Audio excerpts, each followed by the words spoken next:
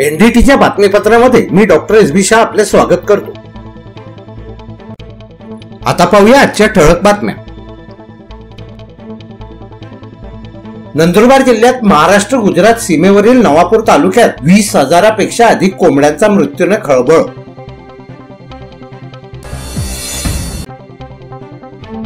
अखिल भारतीय ग्राहक पंचायत दिल्ली शाखा शहादाची कार्यकारिणी जाहीर। तळोदा बस स्थानकासमोर जळगाव अंकलेश्वर बसवर दुचाकी आदळली, 2 तरुण गंभीर जखमी।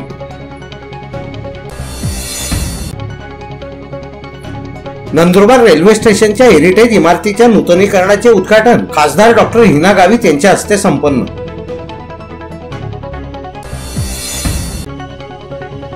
धुळे येथे ऊर्जा क्षेत्राच्या होणाऱ्या खासगीकरणाविरोधात Maharashtra state electricity workers federation तर्फे आंदोलन। धुळ्यात सावरकर पुतळा येथे राष्ट्रवादी काँग्रेसतर्फे आय लव्ह धुळे लिहिलेल्या शब्दाचे सेल्फी पॉइंटचे उद्घाटन। शिंदखेडा रेल्वे गेटजवळ रस्ता बनविण्यासाठी किसान काँग्रेसच्या वतीने निवेदन। आणि आघाडी सरकार पूर्ण 5 वर्षे टिकेल, मी पुन्हा येईनचा जाप फडणवीसांनी करत राहावा, एकनाथराव खडसे। आता सविस्तर बातमी। सन 1899 साली तयार करण्यात आलेल्या नंदुरबार रेल्वे स्टेशनच्या हेरिटेज इमारतीच्या नूतनीकरणाचे उद्घाटन नंदुरबारच्या खासदार डॉक्टर हिना गावित यांच्या हस्ते पार पडला। त्याचप्रमाणे माल उतरवण्यासाठीचा धक्का म्हणजे गुड्स शेड सुद्धा नंदुरबार येथे तयार करण्यात आला आहे। एटीएम, बसण्याची व्यवस्था, पिण्याचे पाणी, भुयारी रस्ते आदी काम लवकरच पूर्ण करण्यात येणार। सुरत भुसावळ मार्गावरील लोकल रेल्वे लवकरच सुरू करणार असल्याचे खासदार डॉक्टर हिना गावित यांनी यावेळी सांगितले। खानदेश एक्सप्रेस सुद्धा लवकरच सुरू करणार असल्याचे आमदार डॉक्टर विजयकुमार गावित यांनी सांगितले। यावेळी आमदार डॉक्टर विजयकुमार गावित, पश्चिम रेल्वेचे महाप्रबंधक आलोक कंसल, मंडळ रेल्वे प्रबंधक GPL Satyakumar, Mumbai central railway उपप्रबंधक गुरुप्रकाश यांच्यासह अनेक मान्यवर उपस्थित होते। शहरात नवीन रेल्वे स्टेशनच्या या इमारतीचं नूतनीकरणाचं उद्घाटन करत असताना मला खरोखर खूप आनंद होते। या सुरत भुसावळ या लाईनीचं डबलिंगचं काम सुरू होतं त्यावेळेस मी निवडून आल्याबरोबर रेल्वेच्या अधिकाऱ्यांशी बैठक केल्यावर असं समजलं की ते जे काम सुरू आहे ते अत्यंत संथ गतीने सुरू आहे आणि त्याचं कारण हे आहे की केंद्राकडनं जो निधी यायला पाहिजे होता तो निधी पुरेसा आलेला नव्हता। आणि जेव्हा मला हे समजलं, निवडून आल्यानंतर दिल्लीला जेव्हा पहिल्यांदा खासदार म्हणून गेले, जे पहिलं काम मी त्या ठिकाणी केलं, मी रेल्वे मंत्री त्यावेळेस आदरणीय सदानंद गौडाजी होते, त्यांना भेटले आणि मोदी सरकार आल्यानंतर जे पहिलं बजेट सरकारने या देशापुढे मांडलं त्यातलं आपल्या नंदुरबारच्या या डबलिंगच्या कामासाठी 550 कोटी रुपये हे पहिल्याच वर्षी आपल्या या दुहेरीकरणाच्या कामाला मिळाले। आणि दुहेरीकरणाचं काम होत असताना या संपूर्ण लाईनीवर जेवढे रेल्वे स्टेशन्स आहे त्या रेल्वे स्टेशनची नवीन इमारत बनवणं, त्या ठिकाणी जे प्लॅटफॉर्म आहे त्या प्लॅटफॉर्मची उंची वाढवणं आणि रेल्वेच्या त्या रेल्वे स्टेशनवर ज्या ज्या काही सुविधा आवश्यक आहे त्या सर्व सुविधा त्या ठिकाणी पूर्ण करण्याचं काम हे या दुहेरीकरणाच्या कामासोबतच करण्याचं काम सुरू होतं। मी रेल्वे मंत्री आदरणीय पियुष गोयल साहेबांना विनंती केली की आमचं हे स्टेशन हे जसं आहे त्यालाच हेरिटेज लुक देऊन त्यात तुम्हाला अत्याधुनिक ज्या ज्या सुविधा करायच्या आहे त्या आतमधून करा, मात्र बाहेरून तो लुक जो आहे तो आम्हाला हेरिटेज लुक पाहिजे। आणि त्यांनी अगदी बैठकीतच त्यांनी निर्णय घेतला की आपण या स्टेशनला असंच हेरिटेज लुक देऊ। आज मला सांगायला आनंद वाटतोय की भारतात फक्त 3 असे स्टेशन्स आहे ज्याला हेरिटेज लुक दिलेला आहे आणि जे पूर्वीपासून हेरिटेज म्हणून डिक्लेअर आहे, एक मुंबईचं आपलं जे सीएसटी आहे छत्रपती शिवाजी टर्मिनस ते हेरिटेज स्टेशन मध्ये आहे आणि आज आपलं नंदुरबारचं देखील त्यामध्ये समावेश झालेला आहे। हे रेल्वे स्टेशन 1899 साली बांधल्यानंतर जशाच्या तसंच होतं, एक दगड निघाला नाही काय नाही, एवढी सुंदर अशी इमारत या ठिकाणी बांधलेली होती। तब्बल 122 वर्षानंतर याचं आपण नूतनीकरण करायला निघालो। रेल्वे स्टेशन सुधारून सर्व फॅसिलिटी देण्याचा प्रयत्न सुरू केला, परंतु हे करत असताना जी जुनी वास्तू असते ती वास्तू किती चांगली होती आणि तिचं महत्व किती आहे हे सुद्धा लोकांना कळावं, म्हणून ज्यावेळेला या लाईनवर हे इमारती होत होत्या, स्टेशनं होत होती नवीन, त्यावेळेला हिनाताईंनी अधिकाऱ्यांना, माननीय मंत्री महोदयांना सांगून त्यावेळेला ही इमारत जशीच्या तशी ठेवावी अशी विनंती केली। आप जानते हैं कि 22 मार्च को जब लॉकडाउन हुआ था सारी पैसेंजर ट्रेन बंद कर दी गई थी, क्योंकि ministry of health end welfare द्वारा और मिनिस्ट्री ऑफ होम द्वारा ये निर्देश दिए गए थे कि सारी कोचिंग ट्रेन बंद कर दी जाए, जिससे कि कोविड महामारी को हम फैलने से रोक सकते हैं। पिछले 3-4 महीनों से अभी कोचिंग ट्रेन खुलनी शुरू हो गई हैं। उसके लिए 2 स्टेप्स लगते हैं। एक तो पहला कि वहाँ के जो हमारे लोकल रिप्रेजेंटेटिव्स हैं पब्लिक के, आदरणीय सांसद सदस्य जो होते हैं, और स्टेट गवर्नमेंट हमको अगर बोलती है कि इसमें कुछ ट्रेन और चला दीजिए, क्योंकि कोविड की महामारी का जो कंट्रोल है वो जॉइंट एफर्ट्स है। आप जानते हैं कि हमारी हर ट्रेन जो इस समय चल रही है पूरी फुल्ली रिजर्व चल रही है, इसमें अनरिजर्व टिकट की कोई अभी सुविधा नहीं है, जिससे कि मास्क लगाकर सोशल डिस्टेंसिंग का फॉलो करते हुए हम लोग अपने यात्रियों को अपने गंतव्य स्थान तक लेके जाते हैं। NDT bureau, Nandurbar.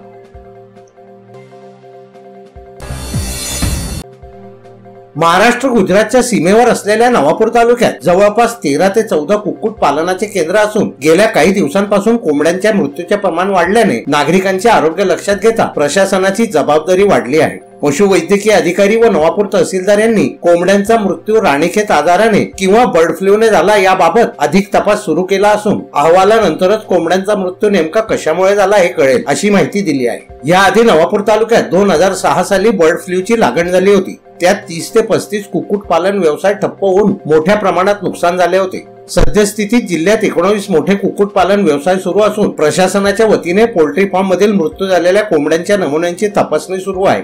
नागरिकांनी याबाबत कोणत्याही अफवांवर विश्वास ठेवू नये असे आवाहन प्रशासनातर्फे करण्यात आले आहे। सबसे पहली बात तो ये कि नवापुर तालुके के बहुत सारे फार्मों में मोर्टेलिटी नहीं चालू है। ये जो है ये सिर्फ एक फार्म में मोर्टेलिटी दिखी है और उन्होंने प्रशासन को इन्फॉर्म कर दिया, प्रशासन ने आए और जहाँ तक मुझे पता है वो दूसरा फार्म है, वो शायद सैंपल भी लेके गए हैं। तो वो सैंपल जब भोपाल की लैब जाएगा, और इंडिया में सिर्फ एक ही लैब है जो बर्ड फ्लू का टेस्टिंग करती है, तो उनका रिपोर्ट आएगा, उसके बाद हमें पता चलेगा ये बर्ड फ्लू है या रानीखेत डिसीज ही है। यहाँ पर हमारे जो डॉक्टर्स हैं उनका कहना है, पोल्ट्री के डॉक्टर्स का, कि ये रानीखेत डिसीज है, आईडी जिसे कहते हैं। ये काफ़ी कॉमन डिसीज है, हर साल आता ही है ठंडी में और वो प्रॉपर मेडिकेशन से चला जाता है। ये H1N8 बिल्कुल नहीं है, जैसे कि भोपाल की लैब पहले भी बोल चुकी है कि H1N8 इंडिया में इस साल जो है वाइल्ड बर्ड्स जो फॉरेन से आते हैं उनमें दिखा है। सिर्फ पोल्ट्रीज को इतनी अच्छी तरह से वैक्सीनेटेड किया जाता है कि उसमें वो वायरस मिला नहीं है। लेकिन ये सिर्फ थोड़ा बहुत लोगों की मिसअंडरस्टैंडिंग और ये सब गलत मैसेजेस जाते हैं, उससे लोग पैनिक कर गए कि बर्ड फ्लू आ गया, बर्ड फ्लू आ गया। बर्ड फ्लू आने की एक गलत न्यूज़ की वजह से पोल्ट्री फार्मर्स के साथ साथ हमारे जो एरिया के गरीब एम्प्लॉयज़ हैं, काफ़ी सारे लोग, हज़ारों की तादाद में लोग पोल्ट्री से जुड़े हुए हैं, उनके रोज़गार पे असर हो रहा है। तो वो सरकार को और वो हमें और आपको चिंता करने वाली बात है कि इन गरीबों की रोज़ी पे फ़र्क ना पड़े। जब तक भोपाल का लैब का रिपोर्ट ना आए तब तक आप आपका प्रेडिक्शन ना दे कि भाई क्या हो गया क्या नहीं। ठीक है, तो डरे नहीं, बिंदास चिकन खाए, अंडा खाए, लैब का रिपोर्ट आएगा तब पता चल ही जाएगा, दूध का दूध, पानी का पानी हो ही जाएगा। अभी हमें भी कोई डरने की बात नहीं है, आपको भी कोई डरने की बात नहीं है। नागरिकांना असं आवाहन करण्यात येतं की बुवा चिकन व अंडे हे जर 70 डिग्री सेंटीग्रेड अंश सेल्सिअस पर्यंत एक 3 ते 5 मिनिटं शिजवले तर ते खाण्यासाठी काहीही हरकत नाही। तर सदरच्या शिजवलेल्या 70 डिग्री सेंटीग्रेड अंश सेंटीग्रेड पर्यंत शिजवलेल्या चिकन किंवा अंड्यांमधून या रोगाचा कोणत्याही प्रकारे प्रादुर्भाव होत नसल्याचे आजपर्यंत निदर्शनास आलेले नाही। मागील काही दिवसांमध्ये कोंबड्यांच्या अचानक मृत्यूचे प्रमाण वाढल्याच्या तक्रारी प्राप्त झाल्या होत्या। त्यानुसार आज पशुसंवर्धन विभागाच्या वैद्यकीय पथकाने सदर पोल्ट्री चालकांनी पोल्ट्रीच्या इथं भेट दिलेली आहे, तपासणी केलेली आहे। तपासणीमध्ये मृत पक्ष्यांचे नमुने चाचणीसाठी घेतलेले आहेत।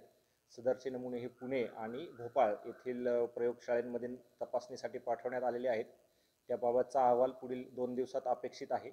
सद्यस्थितीत तरी नागरिकांनी कुठल्याही प्रकारे घाबरून जाऊ नये आणि अफवांवर विश्वास ठेवू नये असे आवाहन करण्यात येत आहे।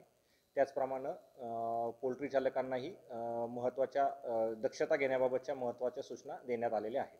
धन्यवाद। NDT साठी सुनील गावित, नवापूर.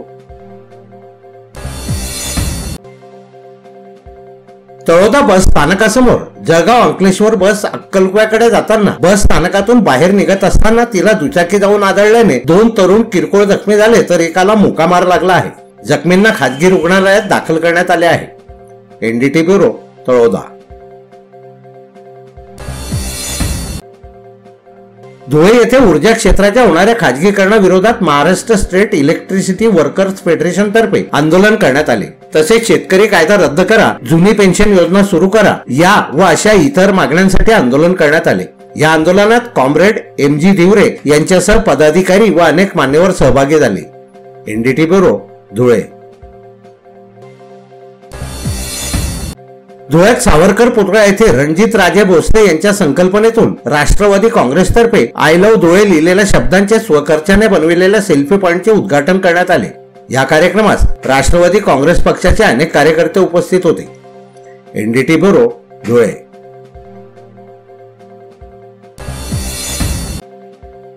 शिंदखेडा येथील रेल्वे गेटजवळ रस्ता बनविण्यासाठी शिंदखेडा तालुका किसान काँग्रेसचे तालुका अध्यक्ष धनराज देसले यांनी पश्चिम रेल्वेचे जनरल मॅनेजर आलोक कन्सल यांना निवेदन दिले.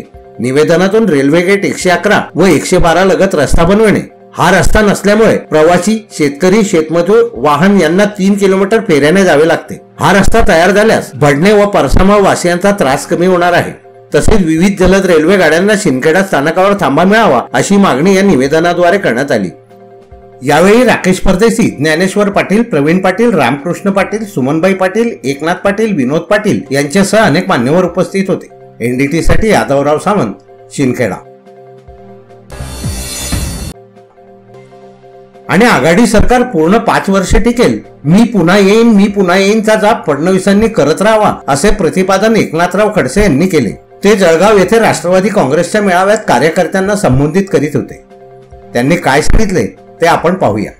महाविकास आघाडी आता पाय रोवत आहे त्या ठिकाणी आणि त्यातील अधिक मजबूत आहे. समर्थांना किती वाटत असलं की आता सरकार पडणार आहे, सरकार जाणार आहे, ते काही होत नाही. हे सरकार टिकणार आहे, हे सरकार चालणार आहे. परंतु कार्यकर्ते दुसऱ्या पक्षात जाऊ नये मला यासाठी हे करावं लागतं. कार्यकर्ते थांबून ठेवून लागतात ना पक्षामध्ये.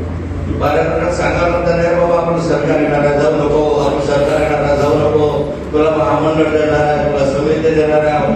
त्यामुळे कार्यकर्ते झोपून जाण्यासाठी वारंवार हे सांगण्याचा प्रयत्न विरोधकांकडून केला जातो की सरकार पडणार आहे, हे जाणार आहे. हा म्हणता वर्षाचा कालावधी होऊन गेला असं आपले 5 वर्ष निघून जाते आणि यांना पुन्हा करत राहावं लागेल. यामध्ये तुम्ही काही काळजी करू नका. याच्यामध्ये कार्यकर्ता आपल्या बरोबर आहे. या स्थितीमध्ये ठामपणामुळे हे वातावरण या भारतीय जनता पार्टीच्या काही नेत्यांच्या अहंकारामुळे या महाराष्ट्रामध्ये सरकार केलं तर परत त्यांचा अहंकार जो सुटलेला नाहीये आणि तो जनतेला माहिती आहे त्या ठिकाणी कोण चांगलं काम करतोय, कोण वाईट काम करतोय. NDT bureau, Jalgaon. शहादा अखिल भारतीय ग्राहक पंचायत दिल्ली शाखा शहादाची नवनिर्वाचित कार्यकारिणी व कार्यकर्त्यांची पहिली सभा पटेल रेसिडेन्सी शहादा येथे संपन्न झाली. या सभेत जिल्हाध्यक्ष वंदना तोरवणे यांच्या हस्ते तालुका कार्यकारिणीच्या सदस्यांना नियुक्ती पत्राचे वाटप करण्यात आले. सभेत जिल्हाध्यक्ष तोरवणे यांनी मार्गदर्शन केले. तालुका अध्यक्ष प्राध्यापक DC पाटील यांनी गत 4 महिन्यात ग्राहक पंचायतीने केलेल्या उपक्रमांची सविस्तर माहिती सांगितली. या सभेला तालुका संघटक डॉक्टर खलील शाह, हिरालाल माळी, प्राध्यापक ज्ञानी कुलकर्णी, किन्नरी सोनार, वकार खान यासह कार्यकारिणी सदस्य व कार्यकर्ते उपस्थित होते. NDT bureau, Shahada.